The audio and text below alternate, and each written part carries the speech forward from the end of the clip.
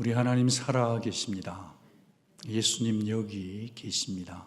성령님 역사하십니다. 지난 7월 달에 인터넷을 화끈 달군 이슈 중에 하나가 콜드플레이 캠이었습니다. 이 콜드플레이 락밴드는 영국을 대표하는 락밴드예요. 이들이 콘서트를 할 때 자주 이런 이벤트를 즐깁니다. 카메라가 무작위로 이렇게 쭉 관중석을 가다가 누군가를 탁 커플을 캡처를 하면 그 커플이 큰 대형 스크린에 비춰집니다. 소위 이것을 키스캠이라고 부르는데요. 축구스타 메시 부부가 탁 캡처가 된 거예요. 보통 이렇게 키스캠에 비춰지면 이 커플들은 메시 부부처럼 다정하게 키스를 하거나 손을 흔들면서 정말 분위기를 연출할 때 밴드는 즉각 노래를 불러주면서 그 콘서트를 흥을 돋구는 프로그램입니다. 문제는 뭐냐 하면 이들보다 앞서서 콜드플레이어가 다른 장소에서 공연을 할 때인데 그날도 이제 키스캠을 이렇게 딱 캡처를 하는 중이었는데 근데 이렇게 뒤에서 백허그를 하고 있던 어느 커플이 탁 비춰지니까 그 초대형 전광판에 그들 부부가 탁 비추어진 거예요. 그 모습이 나오자마자 소스라치게 놀라면서 막 적석으로 떨어져 도망치는 거지. 여러분, 어떤 그 여자분은 얼굴을 두 손으로 가린 채 등을 돌렸는가 하면 그 남자는 자리에 털퍼덕 주저앉았습니다. 카메라를 피하다가 얼른 그 자리를 빠져나갔습니다. 이제 그 후에 키스캠으로 들통난 불륜이라는 기사가 일파만파 퍼져나갔습니다. 이들 두 사람은 각자 가정이 있었는데 직장도 잃어버리게 되고 가정이 파산되었습니다. 남몰래하는 사랑은 달콤하긴 하지만 그 죄의 대가는 혹독하리만큼 씁쓸하고 씁니다. 구약 잠언 성경은 불륜에 대해서 비유를 이렇게 해요. 사람이 활활 타오르는 차코를 발로 밟으면 어떻게 되겠느냐? 발이 데이지 않겠느냐 합니다. 단순한 발의 화상을 넘어서 고통과 파멸을 경고한 것입니다. 그런데 이 상처는 오히려 당사자 두 사람보다도 배우자와 자녀들에게 더 큰 고통과 피눈물을 안겨줍니다. 오늘 우리가 마주 대하는 7계명은 사실은 참 불편한 진리예요. 부담스러운 주제입니다. 설교자인 저도 웬만하면 피해가고 싶지만 오늘 성경 순서가 제게 주어졌기 때문에 저도 피해갈 수가 없습니다. 성경은 오히려 더 정확하게 밝히네요. 성적인 문제에 대해서 빙빙 애둘러서 인다이렉트리 말하지 않아요. 성경은 아주 냉정하리만큼 차갑고 정확한 지침을 줍니다. 자, 그러면 이제 7계명을 주신 하나님의 의도가 뭘까요? 전광판에다가 초대형 스크린에다가 불륜의 현장을 비추기 위해서 그런 걸까요? 여러분의 죄를 적나라하게 폭로하고 고발하는 걸까요? 물론 살아계신 하나님의 말씀이 비추어지면 사람의 죄는 환히 덜추어지게 됩니다. 그때 자신의 죄를 깨닫고 회개의 자리로 나아간다면 그것은 저주가 아니라 복입니다. 여러분, 이 자리에 이런 복, 말씀이 비추어져야 되는 복이 필요 없는 사람이 있을까요? 저는 아무도 없다고 생각합니다. 그래서 저는 오늘 말씀을 계속 전할 때마다 두렵고 떨림이지만 오늘은 그 어느 때보다도 십자가의 보혈, 하나님의 자비, 하나님의 긍휼, 하나님의 은혜를 갈망하며 서 있습니다. 우리 모두는 다 연약함이 있고요, 상처가 있기 때문입니다. 그 상처 너머로 다시 싸매시고 다시 치료해 주실 하나님의 긍휼의 손길을 바라는 거죠. 그런 하나님께서는 이 7계명을 통해 우리에게 가르쳐 주시고자 하는 것, 우리를 아껴주시는 하나님의 마음은 뭘까요? 먼저 이 7계명은 결혼은 계약이 아니라 언약임을 일깨워주는 계명입니다. Marriage is not a contract but a covenant라는 겁니다. 이 결혼은 조건과 이익으로 약속이 깨어질 수 있는 게 아니에요. 깨고 싶으면 깨고 언제든지 깰 수 있는 그런 약속 아닙니다. 결혼은 끝까지 지키겠다, 끝까지 변치 않겠다, 하나님 앞에서 맺은 거룩한 vow, 서약인 겁니다. 요즘 시대에는 편리주의나 아니면 동계산에서 경제성 때문에 아니면 취향을 계산한 나머지 혼전 동거나 계약 결혼을 하나님은 허락하신 적이 없습니다.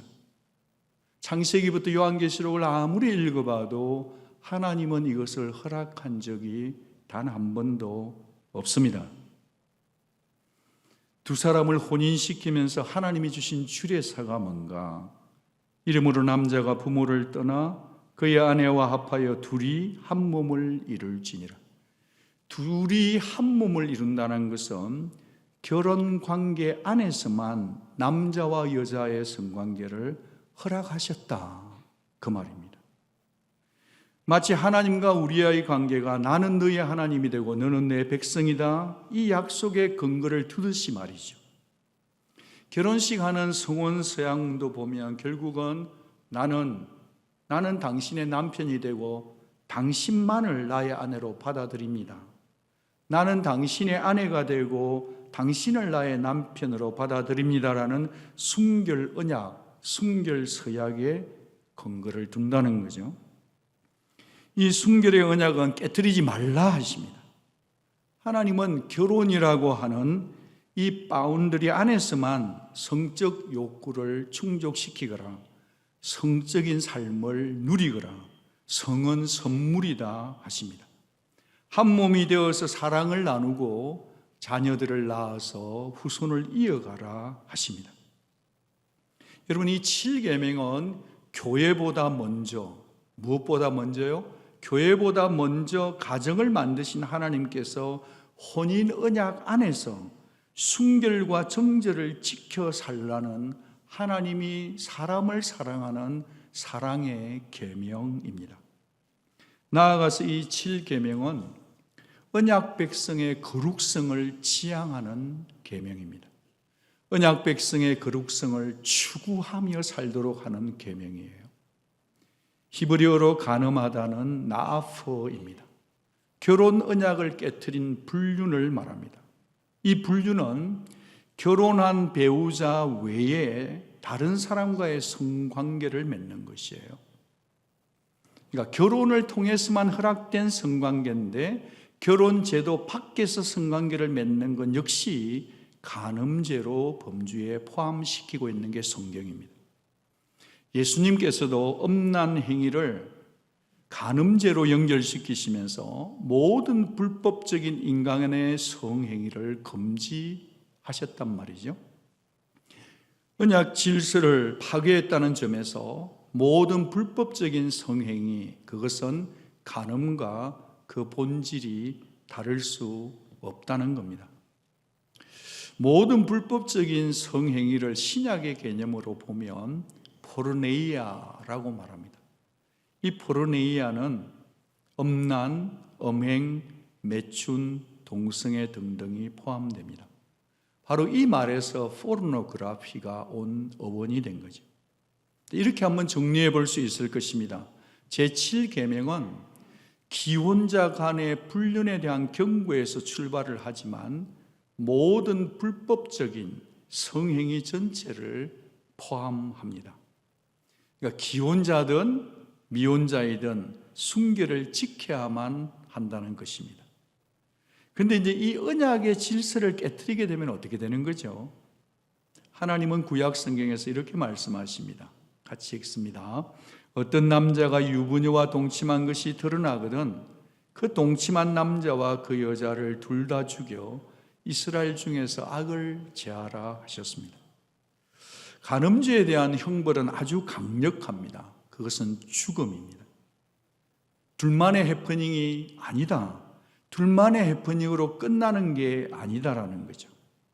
간음죄는요, 남의 가정을 파괴하는 죄가 될 수도 있고 공동체를 허무는 죄라고 하나님은 규정하십니다. 하나님께서 하나님의 율법으로 죽이라고 하신 경우가 있어요. 우상 숭배자, 살인자입니다. 그런데 거기에 이 간음죄를 포함해서 이 세 가지 우상 숭배와 살인과 간음을 똑같은 무게로 하나님은 보신다는 겁니다. 여러분 중에는 목사님, 요즘 세상이 어떤 세상인데 이리도 고리타분한 얘기를 하십니까? 하는 분이 계실 수 있고, 지금도 마음이 불편한 분이 계실 수도 있을 겁니다. 맞습니다. 저도 이 진리가 고리타분하다는 것을 압니다마는 살아갈수록 고리타분한 하나님의 옛 말씀이 사람의 신형 스타일보다 훨씬 더 옳다라는 확신을 갖게 됩니다. 우리 모두는 다 개방된 성문화 속에서 아무런 방비책 없이 속수무책으로 살아가고 있습니다. 하나님께서 아무리 간음하지 말라 말씀하시지만 그리스도인 성도들 역시도 이 간음의 현장인 음란으로 가득한 세상 속에서 동화되어 살아가고 있더라는 말입니다. 누구나 하는 건데 그게 어땠어? 아니, 사랑하는데 누가 감히 나에게 클레임을 걸어? 클레임을 거는 것은 제가 거는 것이 아니라 하나님이 지금 사람을 사랑하시기 때문에 클레임을 거시는 것입니다.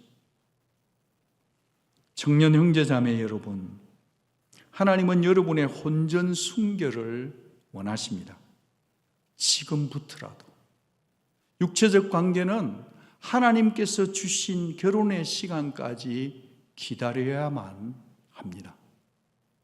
이제 그런가 하면 하나님은 레위기 18장과 20장에서 간음에 해당하는 다른 사례들을 구체적으로 말씀하시네.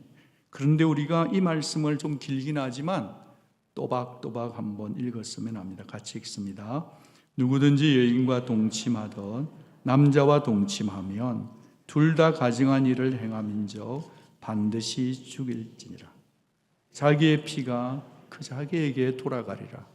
남자가 짐승과 교합하면 반드시 죽이고 너희는 그 짐승도 죽일 것이며, 여자가 짐승에게 가까이 하여 교합하면 너는 여자와 짐승을 죽이되 그들을 반드시 죽일지니 그들의 피가 자기들에게로 돌아가리라. 하나님께서는 이미 오래전에 남자가 남자끼리 성관계하는 것을 말씀하셨습니다. 여자와 여자끼리 동성애하는 것도 이미 말씀해 두셨네요. 심지어 사람이 타락되어 있기 때문에 사람을 버리고 짐승과 성적 관계를 맺는 수간까지도 이미 하나님은 말씀하셨습니다. 레위기 20장을 우리가 다 읽지는 않았지만 이모나 고모나 친족관계, 성관계도 금지하십니다. 그런 자들을 죽이라 하십니다. 이 음란한 성행위들은 그 당시에 가나안 원주민들의 풍습이었고 문화였고 컬처였습니다. 여러분 생각해 보면 좀 놀랍지 않으신가요? 약 3000년 전에 살았던 사람들과 오늘 우리가 살고 있는 시대와 다릅니까? 오늘날에는 섹스 로봇까지 가담해서 성문화를 부추기는 것 말고 차이가 없는 것 같아요. 예나 지금이나 인간 부패한 본성은 거기서 거기 똑같은 것 같고, 주님 오실 날이 가까우니 우리는 더 세상의 죄에 노출되어져 가는 것 같습니다. 이 성적인 타락은 하나님께서 가나안 원주민들을 그 땅에서 쫓아내시는 이유가 되었죠. 그들을 쫓아내시고 성적 타락 때문에, 그리고는 이스라엘 백성에게 당부를 하셨습니다. 너희는 내가 너희를 인도할 가나안 땅의 풍속과 규례도 행하지 말고 너희는 내 법도를 따르며 내 규례를 지켜 그대로 행하라. 나는 너희의 하나님 여호와니라. 여러분, 우리가 성도가 어떤 사람인지, 어떻게 살아야 되는지 삶의 정체성을 알려주시네요. 세속화된 법을 따라갈 것이 아니라 너희는 하나님의 법도를 따라 살거라. 세상 기준, 세상 문화를 따라 사는 게 아니라 너희들은 하나님의 말씀 그대로 지켜 행하라 하십니다. 왜죠? 우리는 구별된 하나님의 언약의 백성이기 때문입니다. 우리는 예수님의 피값으로 산 성도이기 때문입니다. 그렇다면 예수님은 간음을 어떻게 보셨을까요? 산상설교에서 주님은 역시나 말이죠, 몸의 문제뿐 아니라 마음의 문제를 다루고 계시네요. 또 간음하지 말라 하였다는 것을 너희가 들었으나 나는 너희에게 이르노니 음욕을 품고 여자를 보는 자마다 마음에 이미 간음하였느니라. 주님이 지금 음욕을 얘기하면서 에피드미아를 썼습니다. 이는 성적인 욕망, 성적인 갈망을 말합니다.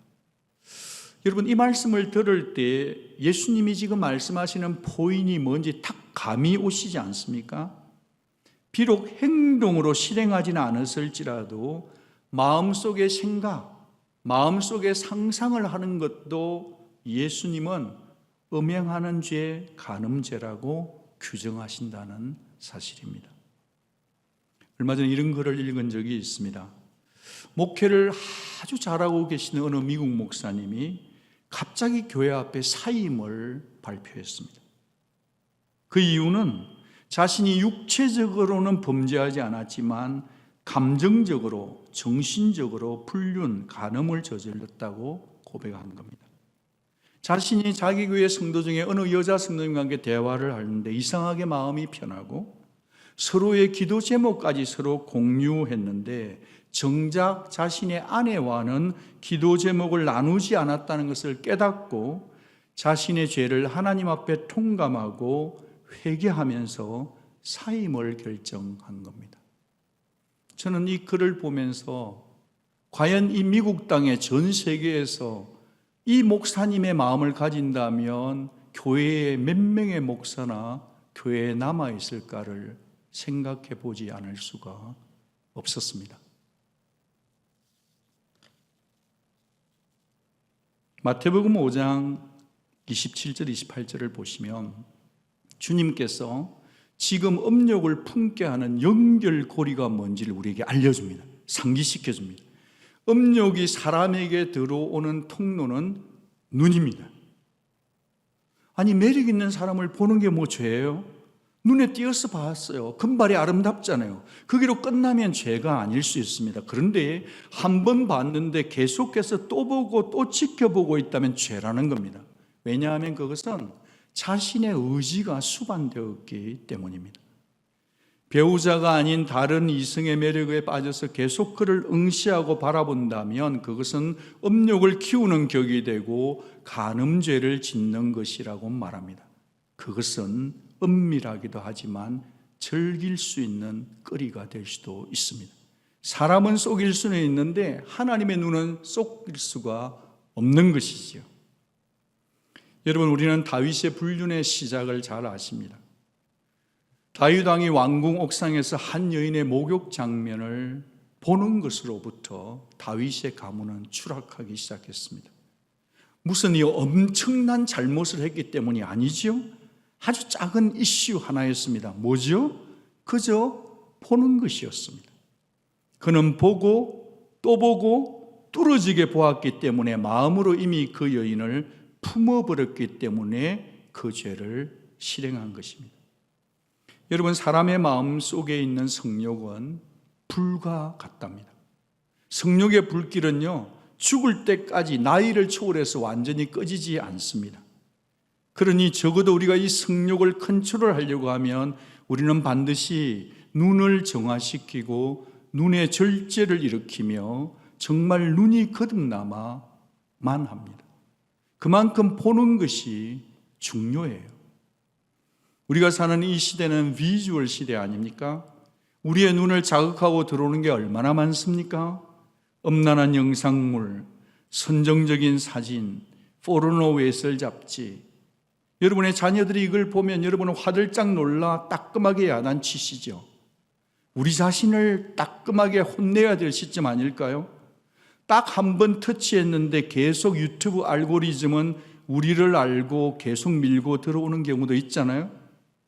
그냥 재미삼아, 그냥 이상해서라고 딱 눌렀는데 그것을 계속 보고 있으면, 재미에 푹 빠져 있으면 여러분은 여러분을 사랑하는 게 아닙니다.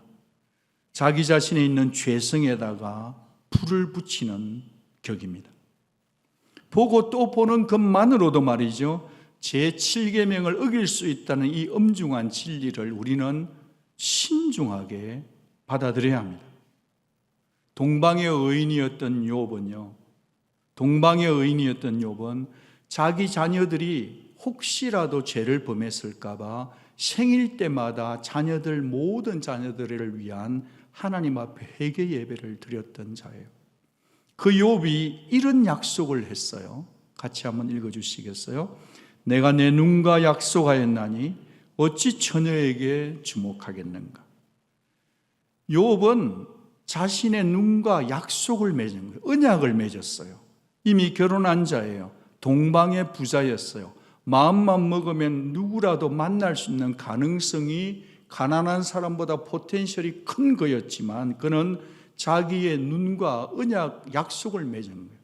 나는 내 아내 외에는 다른 어떤 처녀에게도 눈길을 주지 않겠다, 음욕을 품지 않겠다는 자기 결심, 자기 결단을 한 자, 동방의 의인. 그래서 하나님이 욥을 사랑하신 겁니다. 연이어서 예수님은 해결책을 이렇게 제시하는데 약간 섬찟한 말씀을 하십니다. 같이 한번 읽어주시겠어요? 만일 내 오른 눈이 너로 실족하게 하거든 빼어내버리라.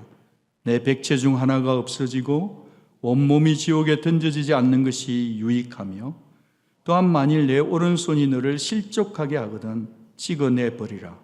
내 백체 중 하나가 없어지고 온몸이 지옥에 던져지지 않는 것이 유익이니라. 예수님이 이 말씀을 하신 것은 우리의 유익 때문에 한 거예요. 예수님이 이 말씀을 하신 것은 우리를 괴롭히려고 한 게 아니라 유익하도록 하셨음을 믿어야 합니다. 여러분, 이 말씀이 눈 뽑아버려, 손 찍어, 그 얘기가 아니잖아요. 너희를 힘들게 하고 너희를 죄짓게 하는 그 요인을 제거하라는 예수의 말씀인 거죠. 만약에 이 말씀을 문자적으로 적용한다면 여기 앉아있는 중에 두 눈 성한 사람, 두 팔 성한 사람이 과연 누가 있을 수 있겠습니까? 이 말씀은 눈을 빼라, 손을 찍으라, 그럴 각오를 할 만큼 경각심을 가져라, 강력하게 결단을 촉구하는 예수님의 마음인 거죠. 질문이 있습니다.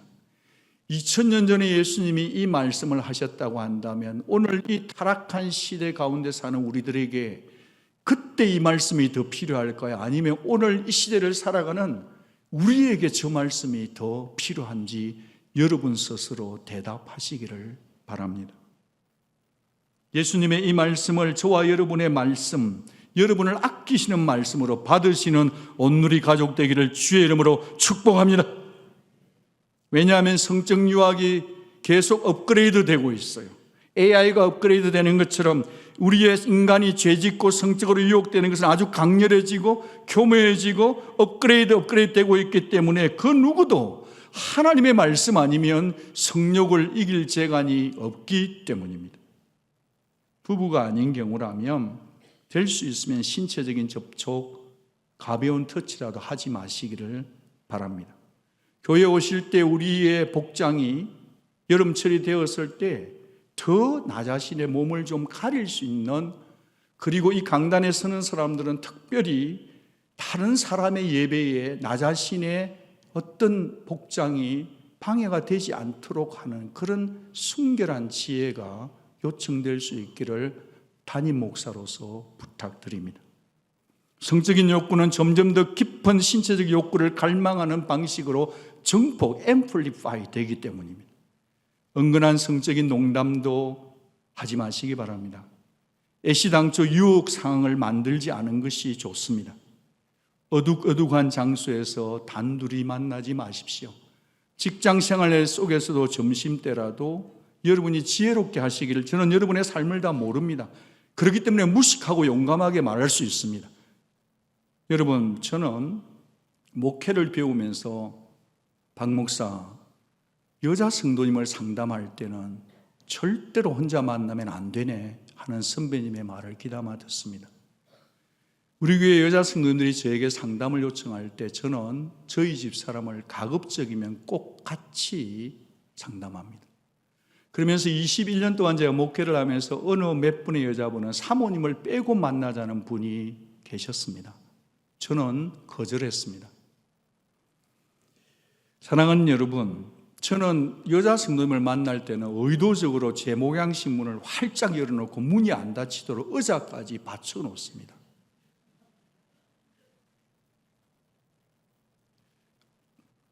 아이고 목사님 제 나이 되어 보세요. 괜찮아, 내 나이가 75. 아니요, 요즘은 75도 너무 아름다워요. 여러분, 목사님 지나치게 걱정하시네요. 그 정도야 믿음으로 목사님 정도면 이겨내야죠. 아니요, 성적 유혹에는 이길 장사가 아무도 없습니다. 이길 수 있는 방법은 딱 한 가지예요. 요셉처럼 피하라는 공식을 순종하는 수밖에 없어요. 피하는 게 상책이지 내가 한번 해보겠다, 아무도 이긴 사람을 본 적이 없습니다. 우리 주님은 이혼에 대해서 아주 분명히 말씀하십니다. 누구든지 아내를 버리려거든 이혼 정서를 줄 것이라 하였으나, 이건 율법이죠. 나 예수는 너희에게 이르노니 누구든지 음행한 이유 없이 아내를 버리면 이는 그로 그녀로 하여금 간음하게 하는 것이다. 여러분, 당시 예수님 당시의 모세 율법은 이혼이 허용되는 조건이 있었습니다. 예수님 당시의 유대 학파 중에는 아주 보수적인 샴마이 학파, 어떤 학파요? 샴마이. 이들은 수치가 될 때 이혼할 수 있었는데 수치의 조건은 오직 간음하는 것만이 남편의 수치라고 보수적 성향을 띄었습니다. 이와 반대로 개방적인 리브를 하는 힐렐 학파에서는 수치, 남편의 수치의 목록을 엄청 확대 해석했네요. 예를 들면 말입니다. 아내가 음식에 소금을 많이 쳐도 수치스럽다는 거예요, 남편. 수치스러우면 이혼 조건이 된다는 거예요. 여러분 웃으시는 분이 계신데 실제로 있습니다. 적혀 있어요. 아내가 길거리에서 다른 남자와 이야기만 해도 수치스럽고 이혼 조건이 된다. 음식을 태워도 수치스럽고 이혼 조건 된다. 다른 여자가 내 아내보다 더 예뻐 보여도 이혼할 수 있다까지 기록이 되어 있습니다.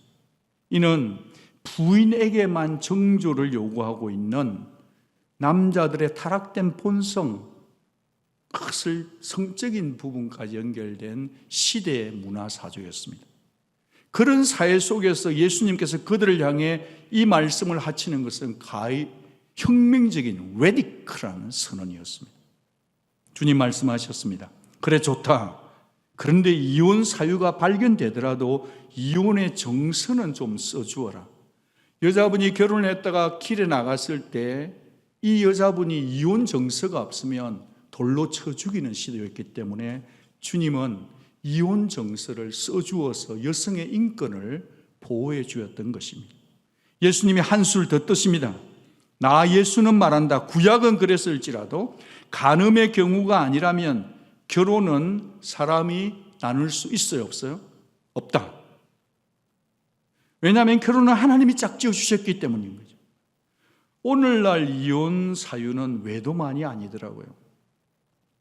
여러분, 이혼 전문 변호사가 나와서 이렇게 대화하는 걸 들어보니까 요즘에는 너무 이혼할 수 있는 이유와 사유와 조건들의 다양성이 정말 힐렐 학파, 리브럴 힐렐 학파보다 더 다양하고 더 복잡한 것 같아요.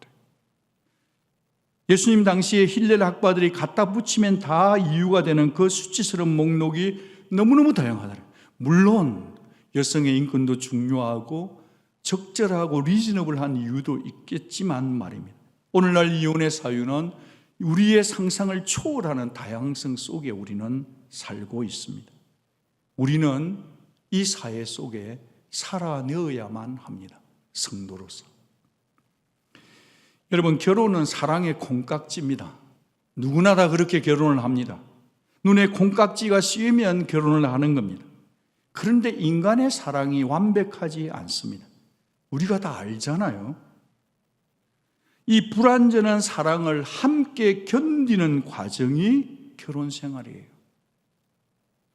여러분, 결혼은요, 시작부터 인내고 중간도 인내고 마칠 때까지 인내예요. 결혼은 사랑만으로 사는 게 아니더라고요. 결혼은 책임이 수반되는 거예요. 사실은 사랑보다 갈수록 책임이 더 커지는 것이 결혼인 것 같습니다. 우리 주님이 말씀하십니다. 인내의 과정이 아무리 힘들더라도 내가 도와줄 테니, 내가 가정을 만들었으니 가정을 아끼거라, 가정을 생명처럼 지키거라, 끝까지 가정을 지키거라. 이게 우리 주 예수 그리스도의 마음이라고 봅니다. 자, 그러면 이제 네 번째로, 온통 성적인 범죄를 부추기고 벌거벗은 세상 가운데 살고 있는 우리가 어떻게 성도로서 이 세상을 이길 수 있겠습니까? 저는 앞서서 보지도 마십시오, 만지지도 마십시오, 무조건 피하십시오 하는 소극적인 제언들을 드렸는데요. 지금부터 남은 시간은 긍정적이고 적극적인 제안 세 가지를 드려보고 싶습니다. 이 성적인 범죄를 부추기는 세상에서 크리스찬 부부가 어떻게 살면 좋을까를 생각해 보고 싶습니다. 오늘의 주제가 부부를 타겟으로 하고 있기 때문에 여기 계신 싱글불이나 또 어쩌면 홀로 된 분이나 연세 드신 분들은 좀 이해하고 들어주시면 고맙겠습니다. 그리고 젊은이 여러분들은 앞으로 언젠간 결혼을 하시게 될 터이니까 한번 들어만 주시면 고맙겠습니다. 성적인 범죄를 부추기는 세상에서 성도는 어떻게 살아야 될까? 첫 번째는 배우자와 함께 하시기 바랍니다. 인생의 동반자와 함께하는 시간을 자주 가지시라는 것입니다. 좋은 취미와 좋은 운동을 함께 하십시오. 신앙서적을 함께 보십시오. 신앙의 영화도 함께 보면서 정기적인 두 사람만의 시간을 꼭 만드십시오. 자녀 육아하기에 시간 없으시죠? 압니다. 그렇지만 부부는 두 사람만의 시간을 이기적으로 따로 떼어놓아야 합니다. 정서와 감정을 공유하십시오. 부부의 틈은 외로움에서 시작될 수 있습니다. 우리가 살고 있는 이 시대는 남편이 멀리 출장 가고 PC에 갈 수도 있고 디플로이 될 수도 있고 정말 복잡한 세상 출장 속에도 있습니다. 그러나 어떻게 떨어져 있더라도 부부 관계를 살려내기 위해서는 어떤 채널을 동원해서라도 정서적으로 서로 문안 인사하고 어때라고 얘기하는 채널을 자르면 안 되겠습니다. 따뜻한 위로의 한마디가 온통 지친 육아의 피곤을 풀어줄 수도 있다는 걸 기억하고, 남편의 첫 번째 미션은 아내의 마음을 위로할 수 있는 법을 배워야 합니다. 성경 공부만큼이나 배워야 합니다. 아내도 마찬가지입니다. 남편에 대해서 무엇을 말할 것인가를 생각해 보고 살면 좋겠습니다. 최대한 영적인 대화와 깊은 기도 제목을 나누시기 바랍니다. 부탁합니다. 언약 공동체에서 나누는 그 기도 제목을 나누기 전에 여러분의 아내와 여러분의 남편이 먼저 나누시기를 바랍니다. 부부 사이에는 나누지 않은 기도 제목들을 언약 공동체에서 말하는 것은 그것은 unfair입니다. 파울입니다. 여러분, 가장 기초적인 언약 공동체는 부부 사이예요. 부부 사이가 튼튼해야 언약 공동체가 튼튼해진다는 것입니다. 분방하지 마시기 바랍니다.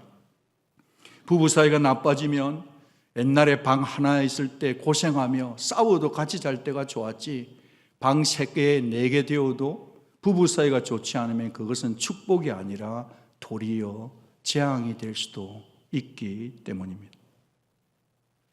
여러분, 왜 성경에서 분방하지 말라 하실까요?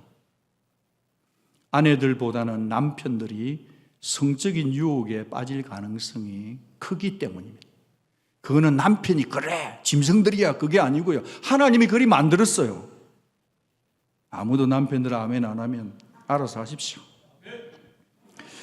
고린도전서 7장 5절을 보면 서로 분방하지 말라, 다만 기도할 틈을 얻기 위하여 합의상 얼마 동안은 하되 다시 합하라. 이는 너희가 절제 못함으로 말미암아 사탄이, 누가요? 사탄이 너희를 시험하지 못하게 하려 함이라.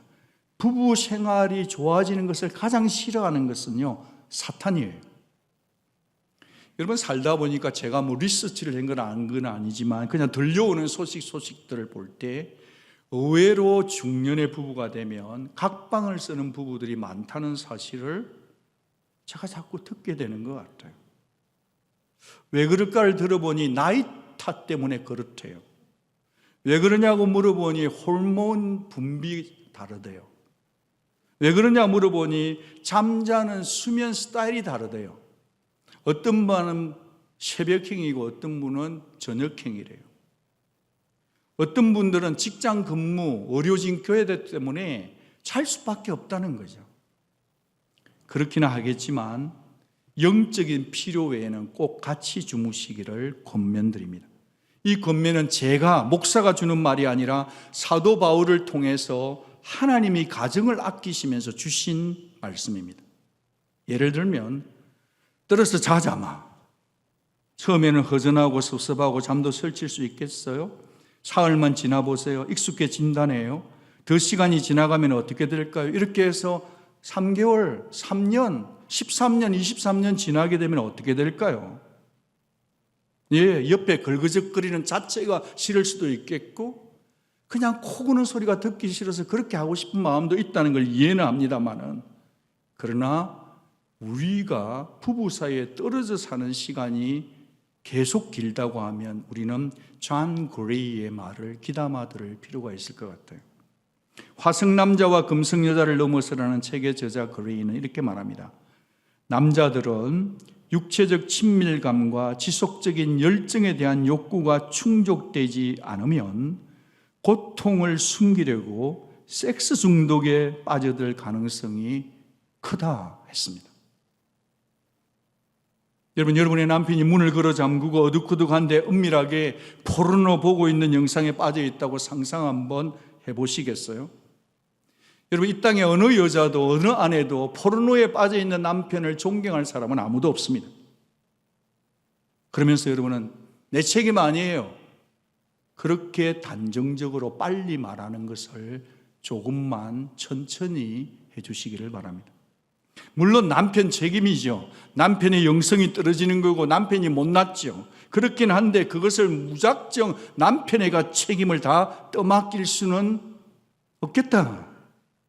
남편의 순결을 지키기 위한 바리케이트를 쳐주는 것은 아내의 몫이기도 하다는 말을 드리고 싶은 것입니다. 여러분, 어떤 가정이라도 남편이 밤새도록 포르노를 보고 있는 가정이 지금 잘 되는지 모르겠지만 끝까지 잘 될 수는 없을걸요, 여러분. 사랑하는 아내 여러분, 여러분의 남편의 영성을 위해서 기도해 주시기 바랍니다. 그리고 여러분이 하실 수 있는 몫의 일을 회복해내는, 함께 노력하는 우리가 되면 어떻겠습니까? 두 번째로는 성적인 범죄를 부추기는 이 세상을 어떻게 이길 수 있을까? 은혜로 채우시기를 바랍니다. 은혜를 채워야 합니다. 여러분, 피해가는 게 능사가 아니죠. 저도 지금 이 뜨거운 감자를 놓고 설교하는 거 피하고 싶었지만 피해갈 수 없는 주제인 거죠. 피하는 것에만 에너지를 소진하고 낭비하지 마시기 바랍니다. 집에 초파리가 들어왔다고 해서 온갖 방법을 써보죠. 잡으려고도 해보고. 초파리를 없애는 최고의 방법은 뭘까요? 음식 쓰레기가 나올 때마다 적각 버리는 거잖아요. 하나님께로 시선을 돌려야 합니다. 고린도전서 6장 18절을 보면 바울은 음행을 피하라 하십니다. 이 피하라라는 단어를 원어적인 뜻을 우리가 좀 챙기면 좋겠는데, 이 피하라는 말은요, 반대쪽으로 가능한 한 빨리 달아나라는 얘기예요. 가능한 한 최대한 모든 수단을 써서 빨리 도망치라는 단어가 피하라는 거예요. 음란의 반대쪽이 어딜까요? 은혜의 자리입니다. 음란의 반대쪽이 어딜까요? 말씀입니다. 말씀만이 육신의 소욕을 이길 수 있고, 음란의 반대쪽이 어떻게? 성령이에요. 매일 말씀으로 채워야 합니다. 기도와 예배 자리에 나오십시오. 언약 공동체 모임에 더 적극적으로 헌신하십시오. 여러분, 교회가 여러분에게 언약 공동체 모임에 참석하라는 것은 여러분을 괴롭히기 위한 게 아니에요. 여러분의 몸을 은혜의 자리에 공동체에 둠으로써 여러분의 가정을 보호하는 것까지도 포함된다는 것입니다. 헛된 욕망이나 더러운 정욕이 우리를 깐죽깐죽하지 못하도록 우리는 음행을 피해야 합니다. 우리 모든 온누리 성도들이 음행을 피하는데 다른 박질하는 성도들 될 수 있기를 주의 이름으로 축복합니다. 마지막으로 저는 이 시간에 결혼을 한 부부나 기혼자나 아직 결혼을 하지 않은 미혼자나 결혼을 하셨다가 어려움을 당한 분이거나 아니면 싱글이거나 모두를 포함한 분들에게 드리고 싶은 메시지가 있습니다. 그것은 우리 모두는 다 그리스도의 신부임을 잊지 마시기 바랍니다. 여러분, 우리 모두는 다 혼인잔치를 준비하는 순결한 신부입니다. 지나간 것은 지나보내더라도 지금부터 오늘부터라도 우리가 내가 누군지를 생각하는 것이 어떻겠습니까? 여러분, 호세아에 나오는 음탕한 고멜 잘 아시죠? 글피담의 남편 품을 떠나요. 세상을 기웃거려요. 이용만 당해요. 버림받아요. 노예시장에 널브러져 무너진 몸과 마음으로 넘어져 있어요. 그 음탕한 아내를 말이죠. 남편 호세아는 또 가서 돈을 지불하고 그 아내를 또 데려오는 거예요. 데려오면 조금 있다 또 집을 나가버리고 똑같은 행위를 반복하고 있지 않습니까? 그럴 때 하나님이 느닷없이 호세아에게 이런 말씀을 하십니다. 호세아야, 내 마음 알겠니? 내 고통스러운 심정을 네 알겠니? 이 우상 숭배하는 이스라엘을 향한 내 마음, 하나님이 내 마음이 긍휼로 인해서 불붙는 것 같구나. 사랑하는 여러분, 하나님께서는 바로 저 음탕한 고멜 같은 심히 연약한 저와 여러분을 다시 데려다가 다시 씻기시고 다시 닦이시고 다시 입히시고 다시 버리지 않는 이유를 아십니까, 여러분?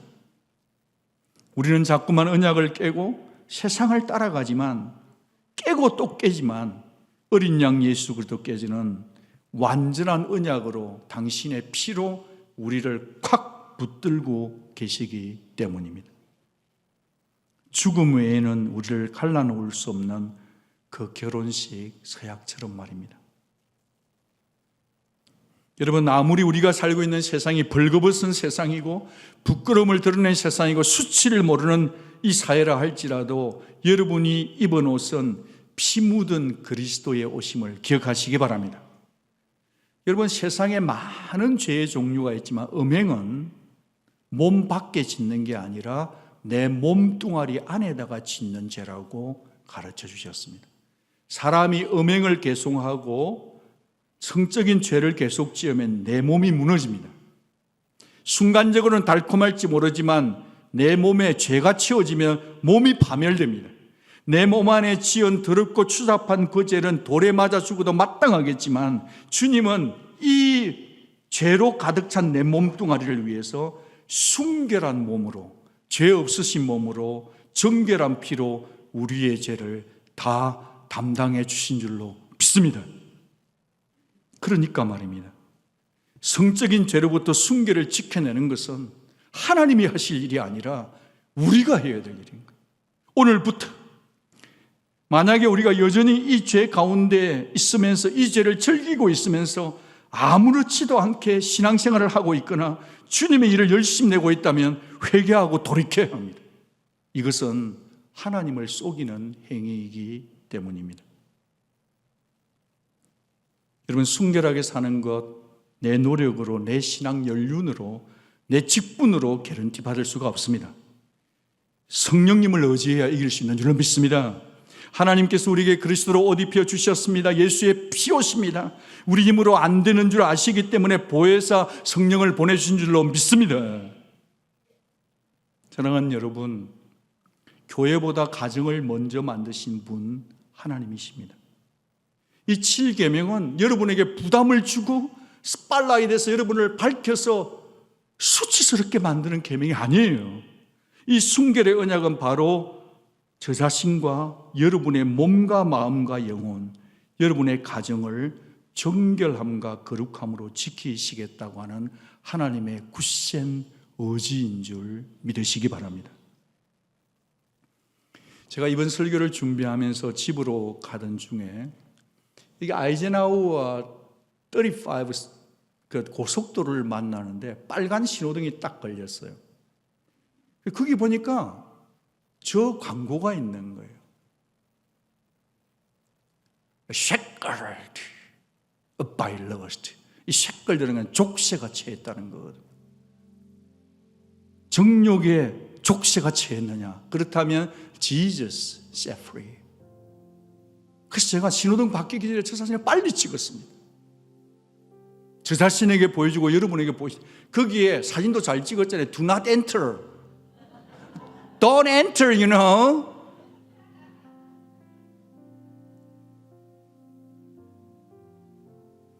여러분, 우리가 잘 알잖아요. 간음 현장에서 질질질 끌려 나온 그 여인을 향해 사람들은 다 돌을 들어서 치료했습니다. 근데 주 예수님은 너희 중에 죄 없는 자가 치라면서 돌 대신 용서를 베풀어 주셨죠. 저는 지금 이 시간이 그 시간이라고 생각합니다. 나도 너를 정죄하지 아니하노니 가서 다시는 죄를 범치 말아라.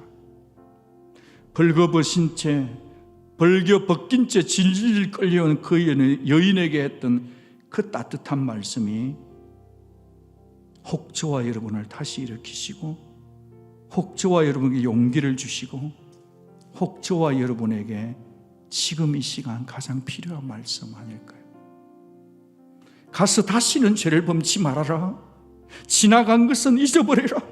너무 매이지도 말아라. 너 남을 정죄하는 너여, 네 손가락질을 네에게로 돌릴지어다. 다른 사람을 돌아보지 말고, 다른 사람을 정죄하려 하지 말고 나 자신을 돌아보는 게 신앙인인 것이요.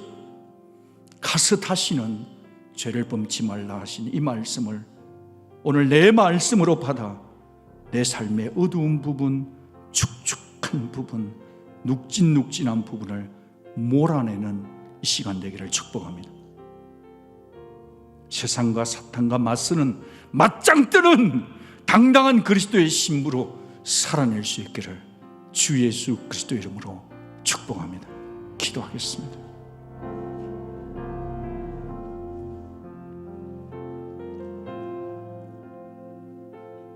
우리가 지은 죄보다, 우리의 실수보다,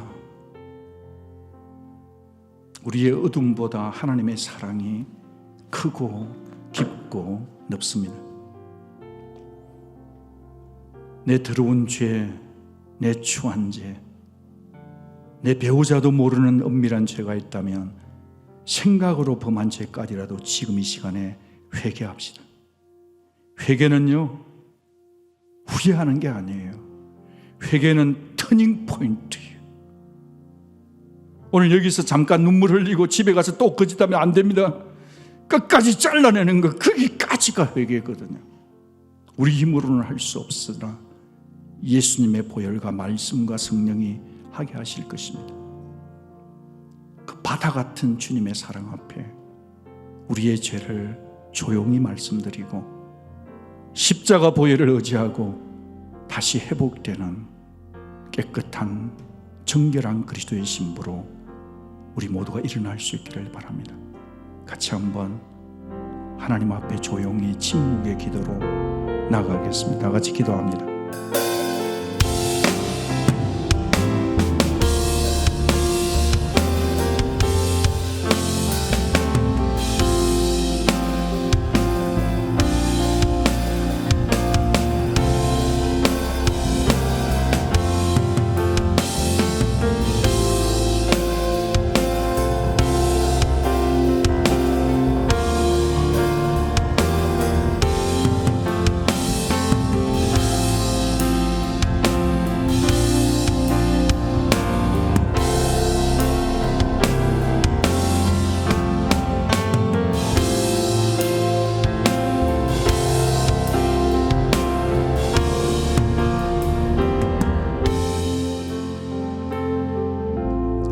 주님, 우리의 허물과 실수와 주님만이 아시는 우리의 약함을 예수님의 보혈로 깨끗하게 하여 주십시오.